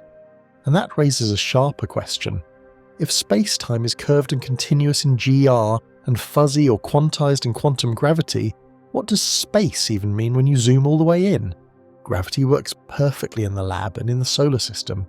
Then you look at whole galaxies and the universe on the biggest scales and something stops adding up. Start with galaxy rotation curves. Take a spiral galaxy. It has stars orbiting around the centre, just like planets orbit the Sun. In Newtonian gravity, if most of the mass is concentrated in the bright centre, then the orbital speed of stars should drop as you go farther out, roughly like 1 over the square root of r. That's what happens in the solar system.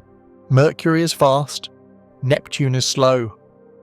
But when astronomers measure the rotation speed of stars and gas in galaxies, especially in the outer regions, they don't see that fall off. They see flat rotation curves. Beyond a certain radius, the stars keep orbiting at nearly the same speed, sometimes even a bit faster than expected. The visible matter, stars, gas, dust, is not enough to produce the gravity needed to hold those fast orbits together. By Newton and by GR, at those speeds and radii, the outer parts should be flying apart. So you face a choice. Either there is extra mass you don't see, or the gravity law is wrong on these scales. The simplest move is to say there is more mass. You call it dark matter, matter that interacts gravitationally but not, or very weakly, with light. You build a model where galaxies sit inside extended dark matter halos. The visible disk is just the bright core of a much larger gravitational structure. Then the flat rotation curves make sense. The dark matter halo contributes the extra pull at large radii. But you don't just see this in isolated galaxies. Galaxy clusters also show a mass problem. When you look at clusters, the visible galaxies and the hot gas between them don't add up to enough mass to gravitationally bind the system at the observed velocities. Again, you can fix this by adding dark matter. The bullet cluster is a very sharp case. It's actually two galaxy clusters that have collided and passed through each other. The hot gas from each cluster, which you see in X-rays, interacts and slows down, piling up in the middle. The galaxies themselves mostly pass through. They are sparse points that rarely hit. Now measure where the mass is using gravitational lensing. The lensing map shows where the gravitational potential is strongest. In the bullet cluster, most of the lensing mass does not line up with the hot gas, which holds most of the visible baryonic matter. Instead, the lensing peaks line up with the galaxies that pass through. That means the bulk of the gravitating mass did not slow down and pile up with the gas. It behaved more like a collisionless component, like a swarm of particles that barely interact except through gravity. That fits dark matter very well. It is much harder to explain in a theory where you only modify gravity but keep just the visible matter. Still, some physicists are not happy adding an invisible component so dominant that it outweighs normal matter by a factor of 5 or more. So they ask, what if instead of adding new matter, we change the gravity law itself at low accelerations? That's where modified Newtonian dynamics, MO&D, comes in. Mond says Newton's second law, or the law of gravity, changes form when accelerations are extremely small, below some characteristic scale of 0. In that regime, the effective gravitational pull falls off more slowly with distance, which can produce flat rotation curves without dark matter halos. At the level of rotation curves for many galaxies, Mond can fit the data surprisingly well by tuning a 0. It captures some regular patterns in how rotation speeds relate to galaxy mass. That's why it keeps coming back in the discussion. But Mond on its own is not a full relativistic theory. You need something compatible with special relativity and GR-like structure to handle light, bending, cosmology and gravitational waves. Tensor vector scalar theories, TVS, and other relativistic extensions were built to provide that framework. They try to reproduce Mond-like behaviour on galactic scales, while respecting basic relativistic principles. The problem is that these modified gravity theories have a hard time matching all the evidence at once. Galaxy rotation curves may look good, but then you have to match the bullet cluster lensing, the cosmic microwave background structure, large-scale structure growth, and gravitational wave propagation speeds. Dark matter plus vanilla GR fits all of these reasonably well with one main new ingredient: a cold collisionless dark matter component. Now look at the universe's structure on the largest scales. You see a cosmic web, galaxies and clusters forming filaments, sheets and voids. Simulations take an initial distribution of tiny density fluctuations, evolve them forward in time with gravity, and see what kind of large-scale structure you get. When you run n-body simulations with cold dark matter under GDR, the output looks like the cosmic web we observe. You can tune the dark matter properties and cosmological parameters to match galaxy clustering, lensing statistics, and the CMB power spectrum. When you try to get the same match with modified gravity and no dark matter, it becomes harder. You often end up needing something that behaves a lot like dark matter anyway, or you struggle to fit all the cross-checked data. CMB anisotropies, baryon acoustic oscillations, weak lensing surveys, and more. Some modified gravity models can mimic dark matter effects in certain regimes, but then run into trouble in others. So where does that leave us? Locally, solar system tests, binary pulsars, gravitational wave signals, GPS, lab experiments. GR plus ordinary matter and electromagnetic fields is incredibly accurate. On galactic and cosmic scales, GR plus cold dark matter and dark energy, lambda CDM, fits a huge set of observations. But we have not directly detected dark matter particles yet, and dark energy is even more mysterious. That's the pressure point. Is GR exactly right on all scales, with new components of energy and matter filling in the gaps? Or is GR an approximation that breaks down on very large, very low acceleration scales, and the dark stuff is partly a sign of that breakdown? Future surveys like Euclid and the Vera Rubin Observatory's LSST are built to push on this question.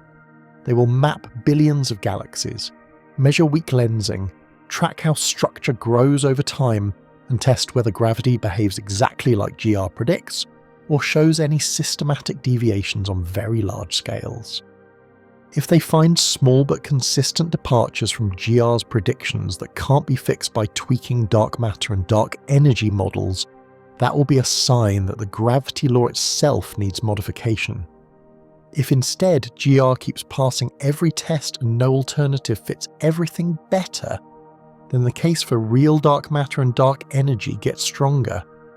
Either way, this is where general relativity starts to feel incomplete, not because it has failed in a clear, clean way, but because it forces us to add invisible components that dominate the universe, while breaking down conceptually at singularities and in the information paradox. So the next logical step is to admit we need a deeper theory, one that keeps the successful parts of GR but doesn't blow up at the Planck scale, that respects quantum mechanics fully, and that might even explain dark energy or dark matter from more fundamental principles. That's the territory of quantum gravity, where space-time itself might not be a smooth continuum, but something with structure at the smallest scales. General relativity is not the final story. We already know where it breaks. First, singularities. In GR, if you follow the equations all the way into the centre of a black hole, or back in time in an expanding universe, the curvature of space-time blows up. Densities go to infinity, the math says. Beyond this point, I have no idea. That's not physics. That's a sign the theory is being pushed outside its valid range. Second, the Planck scale. If you combine g sin h, Planck's constant, you can build a length, the Planck length, about 10 to the negative 35th meters. Below this scale, quantum fluctuations of space-time itself are expected to become important. GR treats space-time as smooth and continuous. Quantum mechanics says everything, including fields, fluctuates. Those two pictures collide at the Planck scale, so there's a regime where we can't trust GR. Extremely high curvature, very early universe, deep inside black holes, distances near 10 to the minus 35 meters, energies way beyond anything we can reach in accelerators. That's where a theory of quantum gravity has to take over. We don't have that final theory yet, but there are two main frameworks people push hard: loop quantum gravity and string theory. Loop quantum gravity, LQG, starts from the geometry side. It tries to quantize space-time itself. Instead of treating the metric as a smooth field, LQG rewrites GR in terms of new variables and then promotes those to quantum operators. In this approach, space is not a continuum. It has a granular structure. The basic objects are spin networks, graphs whose edges and nodes carry quantum numbers that encode areas and volumes. When you calculate the spectrum of area and volume operators, you get discrete values. That means there is a smallest non-zero unit of area, a smallest non-zero unit of volume. Space is quantized. One of the big claims is that such a structure could resolve singularities. Instead of a Big Bang singularity, you might get a bounce, where a previous contracting phase transitions into expansion when quantum geometry effects become dominant. Similarly, the interior of a black hole might avoid an infinite density point, replaced by some kind of quantum region where classical geometry just doesn't apply. But LQG is not complete as a full-tested physical theory. It's a framework with promising features. It still struggles with connecting cleanly to low-energy physics, like the standard model of particles, and with making sharp predictions we can test. String theory takes a different route. Instead of starting from geometry, it starts from matter and forces. It replaces point particles with tiny one-dimensional strings. Different vibrational modes of a string correspond to different particles. Crucially, one of those modes behaves like a graviton, the quantum of the gravitational field. String theory is naturally formulated in more than 4 dimensions, often 10. The extra dimensions are compactified or curled up at very small scales, so we only see 3 large spatial dimensions. Gravity, in this picture, is not a separate classical field glued onto quantum mechanics. It's just one type of excitation of the underlying string. The theory also includes extended objects called branes, dualities connecting different descriptions, and the ADS/C-FT correspondence. In certain setups, A gravity theory in a higher dimensional bulk spacetime is exactly equivalent to a quantum field theory without gravity on the lower dimensional boundary. That's a big hint that gravity and quantum mechanics can be unified in a consistent way. But again, we don't have direct experimental proof of string theory. It lives at energy scales way beyond current colliders. It's powerful as a mathematical and conceptual tool, but it's not yet a tested description of our universe. So where are the experimental hints for quantum gravity? Right now, mostly as limits. Collider experiments at the LHC have not seen deviations from the standard model that would signal low-scale quantum gravity, extra dimensions large enough to show up, or microscopic black holes. Tabletop experiments testing the inverse square law of gravity have probed down to sub-millimeter distances, looking for deviations that might hint at extra dimensions or new forces. So far, gravity still looks like Newton plus GR on those scales. People search for tiny violations of Lorentz invariance, possible energy-dependent speeds of light, or other Planck-suppressed effects in gamma-ray bursts, cosmic rays, and neutrinos. So far, but on nothing conclusive. If quantum gravity effects exist at the Planck scale, they're very well hidden at accessible energies. That's why black holes keep coming back as our best microscopes. The idea is simple. In regions with extreme curvature, near horizons, in mergers in the very early universe, small quantum gravity corrections might get amplified just enough to leave observable traces. In gravitational waves from black hole mergers, for example, GR predicts a clean set of ring-down modes as the merged black hole settles down. If quantum gravity modifies the near-horizon structure, you might see small deviations in those modes, or late-time echoes, or small shifts in the frequencies and damping times. So far, LIGO and Virgo data are consistent with GR, but the precision is still limited. Future detectors will be better. At the horizon scale, EHT images of M87 and SGRA currently match GR's predictions for shadow size and shape within uncertainties. But if quantum gravity changes the effective surface properties of black holes, through fuzzballs, quantum hair, partial reflection, or something else, then ultra-precise horizon-scale imaging might eventually pick up anomalies. Slightly different shadow radii, brightness of patterns, or variability that can't be explained classically. There's also the early universe.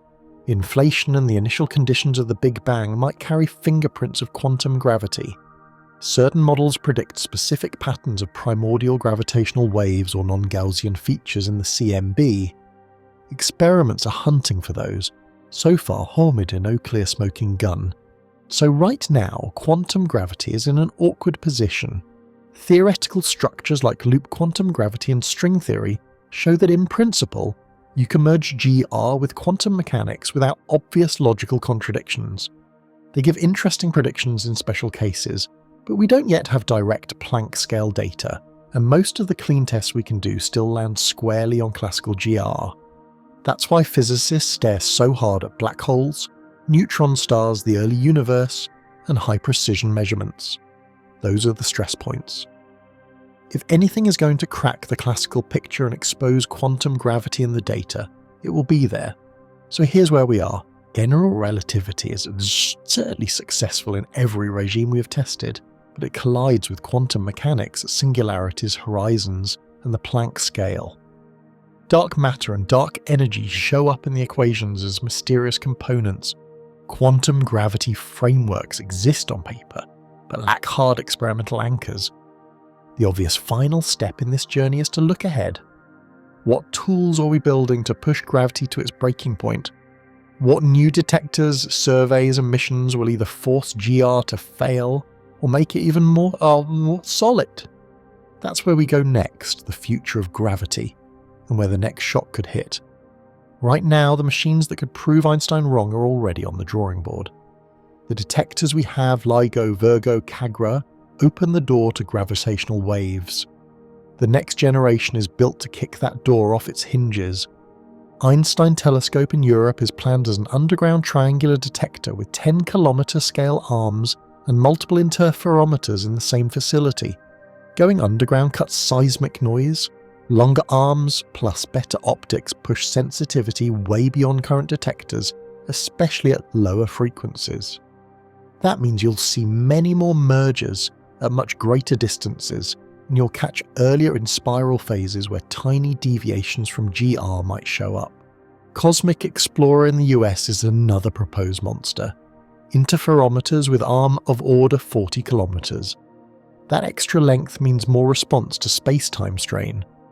With that sensitivity, you're not just detecting a few dozen events per year, you're detecting tens or hundreds of thousands.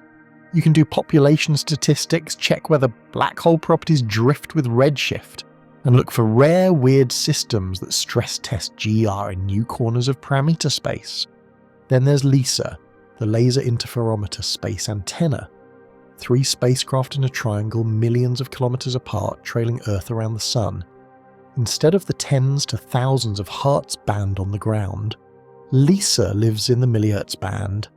That's where supermassive black hole binaries merge, where extreme mass ratio in spirals, small objects orbiting giant black holes, sing over thousands of cycles, and where a background of compact binaries fills the band. Those extreme mass ratio in spirals are especially brutal tests. A small object orbiting close to a supermassive black hole samples the space-time geometry in detail. The waveform encodes the multipole moments of the central object. GR says a Kerr black hole's moments are fixed by just mass and spin. Any deviation is hair, a sign of new physics. LISA is designed to read that structure. While those instruments listen to the universe shaking, wide-field surveys are going to watch how gravity shapes the universe on the largest scales. Euclid in Europe, NASA's Roman Space Telescope, and the Vera Rubin Observatory with its LSST survey are all built around one core idea: map huge volumes of the universe with high precision and see if structure grows exactly the way GR with dark matter and dark energy says it should. They'll measure positions, shapes and redshifts for billions of galaxies. Weak gravitational lensing will show how mass, visible and dark warps the images of background galaxies. Baryon acoustic oscillations will trace out a standard ruler in the distribution of galaxies. Redshift space distortions will encode how fast structures are collapsing under gravity. If GR is right on cosmic scales, you can describe the data with a consistent set of parameters: matter density, dark energy equation of state, initial fluctuation spectrum, and so on. If gravity behaves differently on large scales, if, for example, the relation between light bending and structure growth doesn't match GR, these surveys are designed to see that. At the same time, we're going straight for the edge of black holes with more detail than ever. The Event Horizon Telescope is adding more stations, better frequency coverage and improved algorithms. That means sharper images, movies rather than static pictures, and the ability to track how hotspots orbit near the horizon. GR predicts very specific photon ring sizes and shapes for a given mass and spin. Deviations, even at the few percent level, could point to quantum structure near the horizon or modified gravity. In X-rays, reverberation mapping uses light echoes between the corona and the accretion disk around black holes. A flare from the corona reflects off the inner disk, and the time delays and energy shifts map out the space-time geometry very close in. Quasi-periodic oscillations, rapid X-ray brightness variations, may be tied to orbital or precessional motions at a few gravitational radii. Their frequencies and patterns depend directly on the metric. Put simply, timing and spectroscopy in X-rays give you another way to read out the geometry just outside the horizon. Combine that with EHT images and gravitational wave ringdowns, and you're hitting GR from 3 independent angles in the strongest fields we can access. Then there's the Hubble tension, and gravitational waves are set to attack it. Right now, measurements of the Hubble constant from the early universe using the CMB, and from the late universe using supernovae and distance ladders, don't quite agree. The mismatch is big enough that people worry it's not just measurement error. Something might be off in the cosmology model, or in our understanding of gravity or dark energy. gravitational wave events with electromagnetic counterparts, like neutron star mergers where you can identify the host galaxy, act as standard sirens. The waveform gives you a direct estimate of the luminosity distance, no distance ladder required. The host galaxy redshift tells you how fast it's receding. Put enough events on a Hubble diagram and you get an independent measurement of H0. Third-generation detectors and LISA will see sirens out at much higher redshifts and in much larger numbers. That lets you trace how the expansion rate changes with time directly from gravity signals, and cross-check it against supernovae, KBAO, and CMB inferred values. If GR with lambda CDM is the whole story, all these methods should eventually converge. If they don't, that's a signal something deeper is wrong. So here's the real fork in the road. Scenario 1, GR passes every new test. Next-gen detectors see waveforms perfectly matching Kerr black holes. Cosmological spatial surveys find no consistent deviations from GR's predictions when you account for dark matter and dark energy. Horizon-scale images and X-ray timing stay locked onto the GGR metric. In that case, gravity as geometry survives everything we throw at it. The new physics you're looking for gets pushed into the dark sector and quantum gravity at truly unreachable scales. Einstein doesn't just survive, he gets crowned again. Scenario 2, the data don't line up. Maybe standard sirens give an H0 that refuses to agree with either CMB or supernova values, in a way no simple dark energy tweak can fix.